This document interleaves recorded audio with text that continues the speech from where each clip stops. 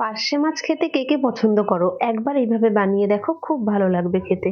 আমি এখানে পার্শে মাছ নিয়ে নিয়েছি আর ভালো করে ধুয়ে নুন হলুদ মাখিয়ে নিয়েছি। আর এখানে কড়াই বসিয়ে দিয়েছি। কড়াইটা ভালো করে তাতিয়ে নেব। আর তারপরে এখানে তেল দিয়ে দিলাম। তেলটাও ভালো করে গরম করে নেব, না হলে মাছগুলো কড়াইতে লেগে যাবে। তেল গরম করে নিয়েছি, এবার মাছগুলো এক একে করে সবগুলো ফ্রাই করে নেব। শীতকালে কিন্তু পার্শে মাছ খেতে খুব ভালো লাগে। খুব একটা বড় ছিল না মাছগুলো, মাঝারি সাইজের মাছ পেয়েছে আর তাই নিয়ে এসেছে। আর আমি এখানে লম্বা লম্বি করে আলু আর বেগুন কেটে নিয়েছি। আর এদিকে মাছটা হয়ে গেছে ফ্রাই করা, এবার উল্টে দিচ্ছি, বাকিটাও ফ্রাই করে নেব। আচ্ছা, তোমরা বলো তো শীতকালটা কার কার পছন্দ? আমার তো খুব পছন্দ শীতকাল। শীতকালে খেয়ে আরাম, ঘুমিয়ে আরাম। শীতকালে তো রান্না করতেও ভালো লাগে। গরমকালে রান্না করা যায় না, যা হোক করে কোনো কিছু একটু রান্না করে নিলেই হয়ে যায়। আর শীতকালে খুবই ভালো লাগে রান্না করতে। কোনো কষ্ট হয় না রান্না করতে, মনে হয় যেন যত রান্না দেবে ততই করে দেব। আমার এদিকে সব মাছগুলোও ভাজা হয়ে গেছে। আর একই তেলে আমি এবার আলুটাও একটু লাল লাল করে ফ্রাই করে নেব। আলুগুলো ভাজা হয়ে গেছে, এবার আলুগুলো তুলে নেব। আর একই কড়াইয়ে এবার বেগুনগুলো ভেজে নেব। বেগুনগুলো সামান্য একটু হলুদ দিয়ে দিলাম। শুধু হলুদ দিয়েই বেগুনটা ভেজে নেব। এই মাছের ঝোলটা শুধু আলু দিয়েও করা যায়, আবার শুধু বেগুন দিয়েও করা যায়। আমি আলু আর বেগুন দুটো মিশিয়েই দিলাম। একই কড়াইয়ে এবার বাকি রান্নাটা করে নেব। আমি এখানে আবার একটু সর্ষের তেল দিয়ে দিয়েছি। আর দিয়েছি একটা শুকনো লঙ্কা, আর দিলাম কালো জিরে, আর একটা তেজপাতা। একটু গন্ধ বেরিয়ে গেলে তারপরে এখানে ছোট সাইজের একটা পেঁয়াজ কুচি করে দিয়ে দিয়েছি।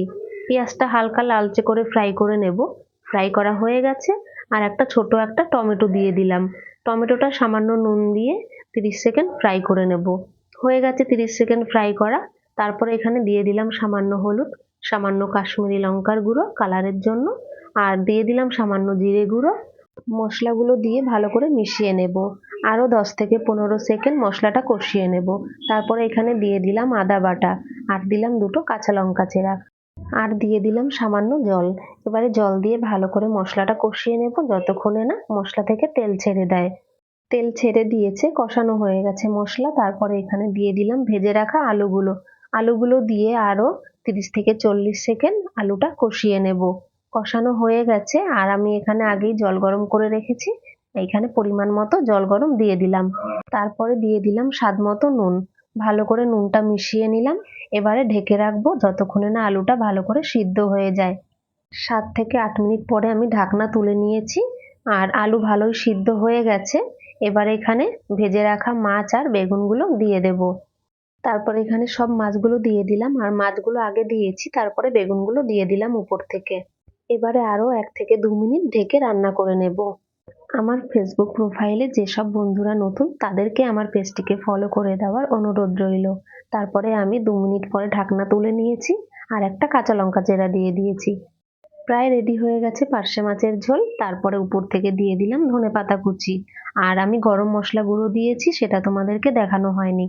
একদম রেডি হয়ে গেল পার্শে মাছের ঝোল, নামিয়ে নিয়েছি। আর গরম ভাতের সঙ্গে তো জাস্ট অসাধারণ লাগবে। আর কেমন হয়েছে রেসিপিটা অবশ্যই কিন্তু কমেন্ট করে জানাবে। আর হ্যাঁ, লাইক করতে ভুলো না। তাহলে এখানেই ভিডিওটা শেষ করছি, আবার দেখা হবে নতুন কোনো রেসিপিতে। সবাই ভালো থেকো, সুস্থ থেকো।